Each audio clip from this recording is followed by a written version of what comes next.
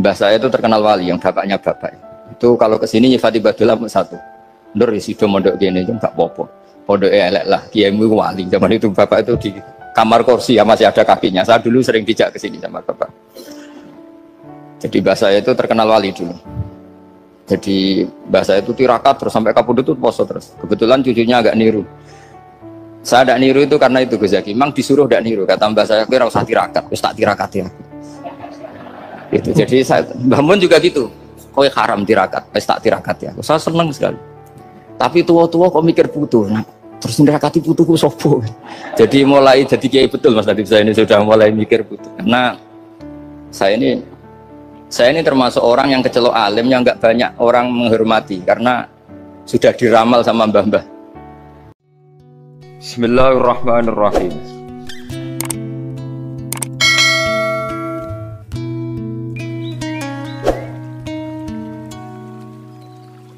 Dulu mbah saya Mbah Nur Sam itu kakak saya itu SMP SMA, kakak saya yang kedua juga SMP SMA. Mbah saya itu Mbah Nur Sam itu yang nganterkan bapak ketika mondok sini itu, yang ikrar karo Badullah wali Mbah Nur Sam, ahli tirakat, ahli puasa.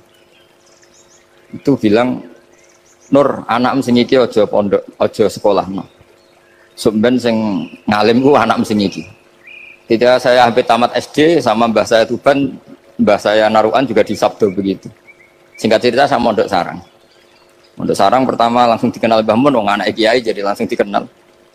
Didoni macam-macam terus jadi wong alim juga ada yang ngelem. Biasa aja untuk dongane wong sepuh-sepuh. Ya sebenarnya saya agak kecewa ya, saya inginnya kan dianggap prestasi gitu, ternyata dianggap doanya orang-orang sepuh. Ya, makanya kula niki mriki ya rodok ya syukurlah sama Bang Mutamakin sama semuanya karena tadi, kenapa saya harus cerita ini? Quran sendiri mengakui bahwa orang soleh itu diantara aturannya adalah dzurriyyatam ba'duha min ba'd.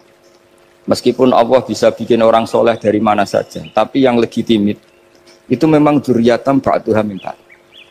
Dan kata dzurriyyah itu tasmalu auladal inas, kata Ibnu Hajar al-Asqalani, memasukkan turunan yang dari ibu.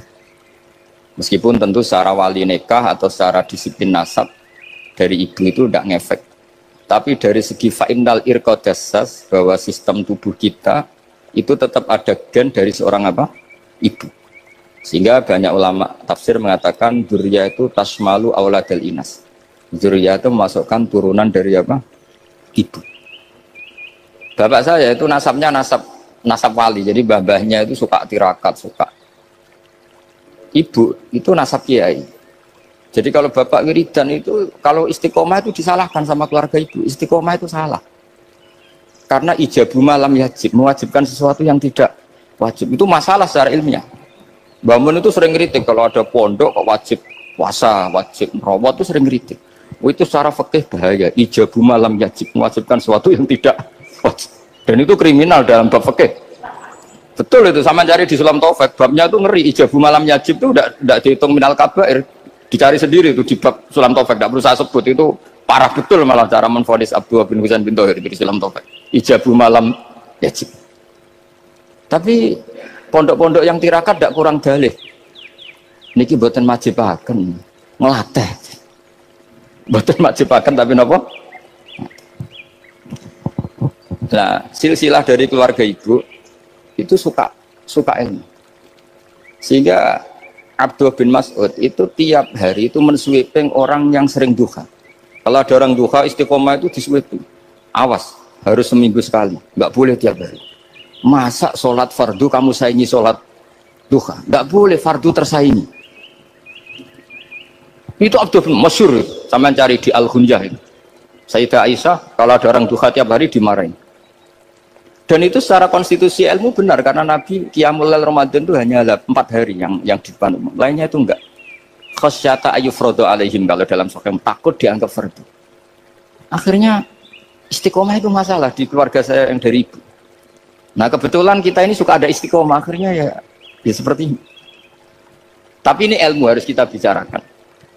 Tapi yang istiqomah, Bapak itu pengagum Badullah. Bapak itu suka sama istiqomah karena punya guru dulu Ki Zubaidi istiqomah, Badullah istiqomah. Tapi jangan kira Badullah itu hanya istiqomah. Saya punya sanad banyak, mungkin Gus Zaki lebih tahu. Sering saya diceritain Bapak. Badullah itu nak ambek wong fase nemen-nemen itu ya rapati cocok. Senajan to majibno fase. Tak takoki iki nopo. Engko nek ke fase darani wong awam untuk ganjaran. Mergo macane Quran gak fase. Padahal untuk ganjaran mergo seneng Quran. Jadi terus tak takoki Bapak, niku saged damel syariat mboten? Ya ora kenek, pokoke ngono.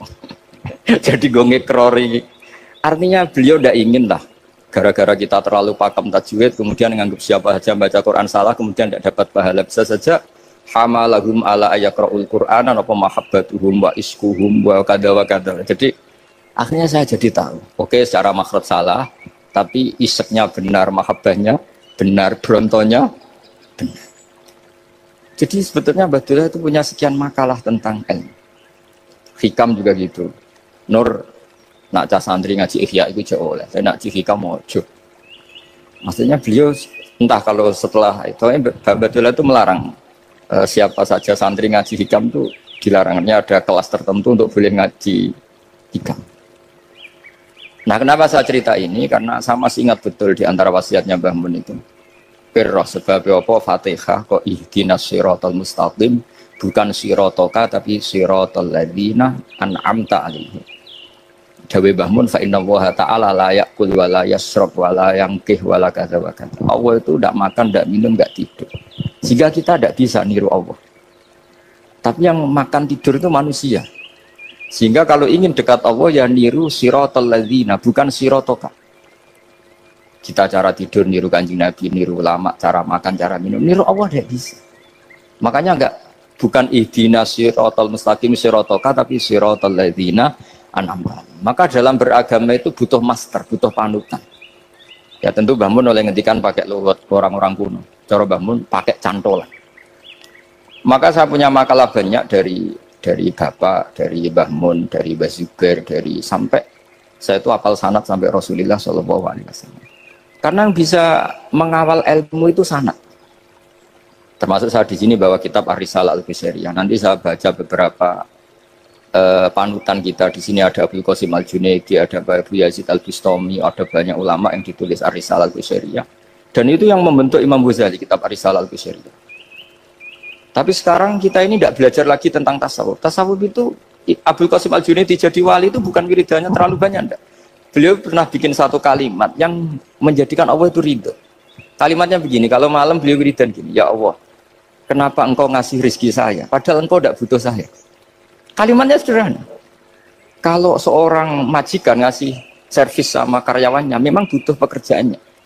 Orang tua ke anak butuh kasih sayangnya. Tapi engkau ini zat yang tidak butuh saya, tidak butuh kita. Ngapain ngasih? Jadi punya sisi betapa Allah itu luar biasa. Wong tidak butuh kok. Ngasih itu kan luar biasa. Jadi karena mensifati seperti itu Allah itu ridho. Itu luar biasa. Normalnya orang memberi itu kan, apalagi orang memberi kiai itu kacau sekali. 1.000 jaluk swarga. Salam template 1 juta wae jaluk apa? Swarga itu parah lagi.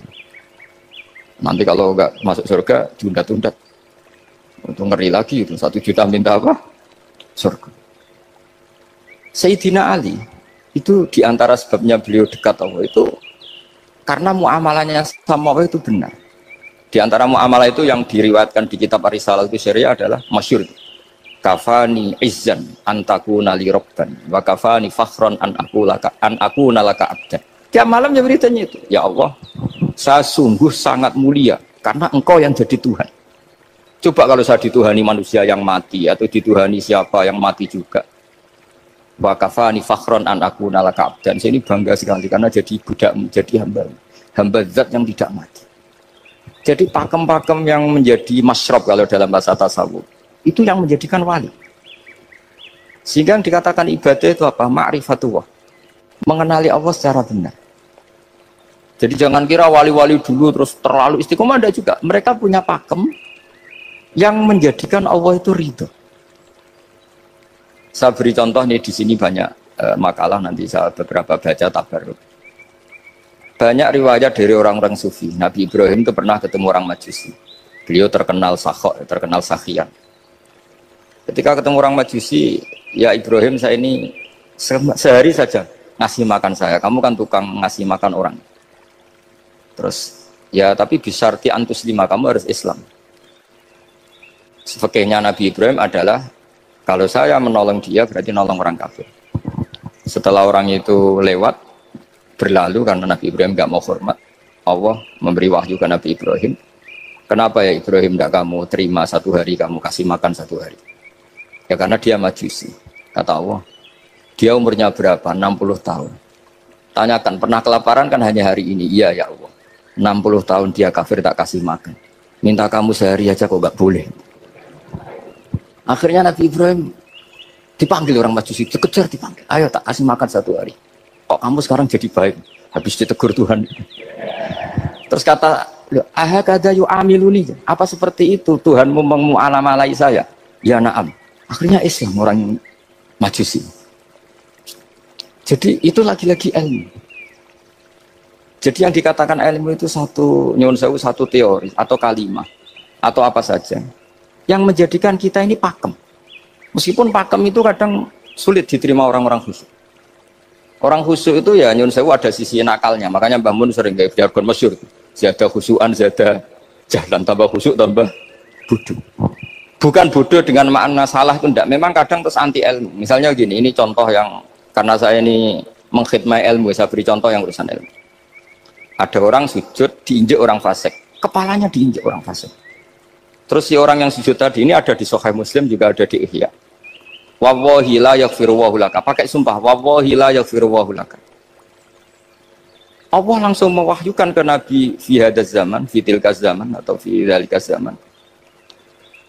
Man dzalladzi yata'alla alayya alla aghfira li fulan qad ghafartu lahu wa ahbattu amalak. Katakan ke orang itu, siapa yang mencatut nama saya yang hanya berstatus tidak memaafkan. Itu enggak fair. Saya ini Tuhan kok bisa yaghfir, bisa yu'adzib. Kok sifat saya tinggal 1 yu'adzib itu gimana? Dicatut separuh itu Allah tidak terima. Tapi kalau kita baca Quran, saya ini sama orang fasik ya benci. Saya ini orang soleh, setidaknya pura-pura soleh lah. Karena di depan para kiai. Tapi mau tidak mau. Ketika Allah mensifati dirinya tentang orang munafik gimana? Wa yu'adzibal munafiqina in sya'a au jatuh. Ini cocok tidak cocok. Potensi memberi tobat itu ada. Meskipun sama kalau orang munafik, tapi ya tetap bacanya wa yu'adzibal munafiqina ya in sya'a au jatuh. Rasulullah kayak apa bencinya dengan Wahsy karena qatilu Hamzah. Tapi Nabi tunduk sama konstitusi Quran. Laisa laka minal amri syai'un aw yatuba alaihim aw yu'adzibah. Akhirnya Allah malah memberi tobat sama qatilu Hamzah yaitu Wahsy. Ini pentingnya baca lagi. Kalau kita tidak baca, hanya khusyuk saja, tidak baca, pasti sama orang yang menginjak orang sujud tadi, yang nginjak pasti salah, nggak dimaafkan. Bongso pasti. Pertanyaannya adalah, betulkah Allah punya sifat 1, yaitu yu'adzib? Makanya kalau kita baca, misalnya baca Quran, walillahi mulkus samawati wal ardh, ya sudah, yaghfiru liman yasha wa yu'adzibu man yasha. Kalau nuruti rasa kita, ya inginnya ke kita, yaghfir, ke orang lain yu'adzib. Tapi Tuhan kan nggak terima. Saya ini Tuhan kok didikte makhluk saya ini gimana? Nggak bisa. Sehingga ya ini lagi-lagi ilmu. Makanya saya cocok nggak cocok itu suka baca. Saya suka sekali baca. Mulai ulama dulu, ulama modern, setengah dulu. Mulai ulama yang kedunian sampai setengah kedunian. Suka. Saya dulu tuh nggak suka uang. Karena saya memang tadi mbah saya dari bapak itu wali mas itu. Kalau tadi Mas Nadif jujur, mulai Mbah Soleh itu suka bully mertuanya, jadi saya alhamdulillah dia jujur. Jadi, Mbah Soleh itu menantunya Raden Asnawi, itu ya bully-bulian sama ini terus ditiru beliau ini. Itu nggak suka sebenarnya. Saya itu ya pokoknya tadi kalau orang daftar wali itu kan nggak suka sama. Karena mereka nangis ketika Allah menghentikan wa aqridu wa atau ayat-ayat anfiku atau orang baik disifati wa aqridu wa qardan hasanah. Itu hadal khitab li ahlil jibdi wasarwah. Ini khitab untuk orang kaya. Kalau isin Gusti jenengan nampen ngongkon infak kok kalau diinfaki. Jenengan nampen ngongkon ngamal kok kalau di ngamali. Jadi maka yuhibbunal mal, mereka tidak suka harta. Walakin liyana luladzatal khitab bil infak, dan itu harus kaya dulu untuk bisa infak. Jadi itu uniknya. Akhirnya saya Imam Sa'roni penting juga kaya. Jadi wali untuk suka harta itu nunggu diperintahkan Allah. Alhamdulillah kita enggak, sudah wali dulu karena sudah senang harta balik. Jadi kayaknya keren kita dibanding wali-wali itu. Artinya wali itu tahu pentingnya harta setelah jadi wali. Kita alhamdulillah mulai kecil sudah tahu pentingnya harta. Kayaknya kita lebih wali.